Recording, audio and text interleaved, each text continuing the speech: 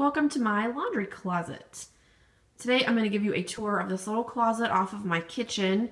Just has a set of bifold doors right here to close it off. But I'm going to show you how I've organized it, and I'm also going to give you some tips on organizing in a small space. So let me just give you a little overview here of the laundry room. On the left side, got these shelves that go all the way up to the ceiling. I'm pretty sure the shelves are original to the house. They're not very nice and they're pretty shallow, but they are there, so I'm going to use them. Then there's the dryer, then the floor, a little bit of space in between. Then try not to go too fast so I don't make anybody seasick or make myself seasick while I'm editing this video. More shelves on the side all the way around. And then we have the washing machine. My tips for organizing small spaces include using baskets and containers and using nails or hooks to get things off the floor. So let me show you some of the baskets that I have in here, or containers. I have to keep the cat food in here, but I put it in this pretty container, and it looks so much better than having just a bag, an open bag of cat food sitting here. And this is actually one of those containers that you can use to serve a beverage like at a party, but I don't really ever need it for that, so I just put the cat food in it, and it's really pretty, and it's also quiet. You know, if you're gonna feed the cats early in the morning and you open that bag, it crinkles really loudly, but when you just open this lid, it's pretty nice and quiet. And then I just have this old bucket with some bags corralled in there, and this way I can only have as many bags as will fit in this bucket. I can't hoard the bags.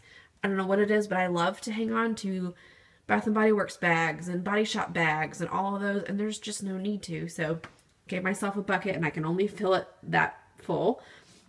Then I have matching baskets on either side of the closet here. This one holds our dryer sheets, and then the other one, try not to go too fast here.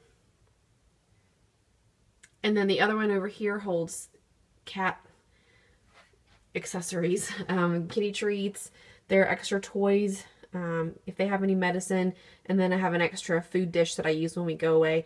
That's all in there. And I do have a blog post about how I organized all of my cat supplies, and I will link that for you in this video.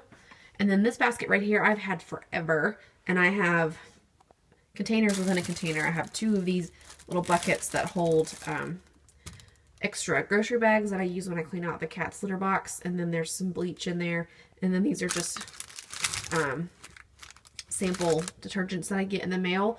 It's just nice to keep those on hand in case I run out of laundry detergent and I don't have a backup, so just keep those on hand.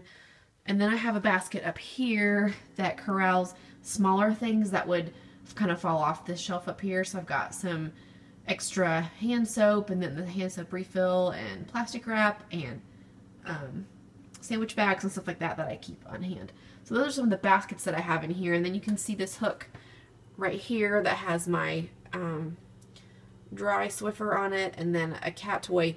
I'm always afraid to leave this like wand out because I'm afraid they're gonna strangle themselves with it. So I just put it away unless one of us is playing with it. And then over here on the side I have a nail. It's just literally a basic nail hanging right here. That nail just has our lunch bags hanging on it. Oh, I left out these little bags here.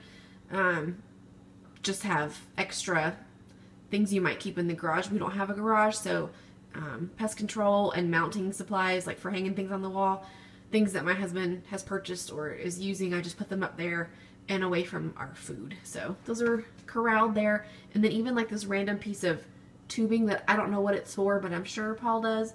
It's on a nail, out of the way, not on the floor. So that helps a lot to keep things off the floor. And I also have a nail on the other wall that holds my broom and dustpan, just to keep it off the floor, and it gives it a place to go. And then also I just have to show you this while we're in this closet. This looks like a big mess of cords, but it's actually a really beautiful sight to me, because on the other side of this wall is our TV. Our living room's on the other side of the laundry room wall, and instead of all those cords, and we have a couple extra hard drives that hold our movies, and we use, this is like a computer right here, so we can watch Netflix or the internet or whatever on our TV, which is really cool, but it looked horrible when it was hanging down from my TV in the living room. So my husband had the grand idea to put this little shelf here and to plug all of that stuff in right here in this at this outlet. And I have a blog post about how he did that, so I will link that for you as well if that's something you think you might be able to do in your home, which is totally awesome. So baskets, containers, and hooks really help when you're organizing a small space.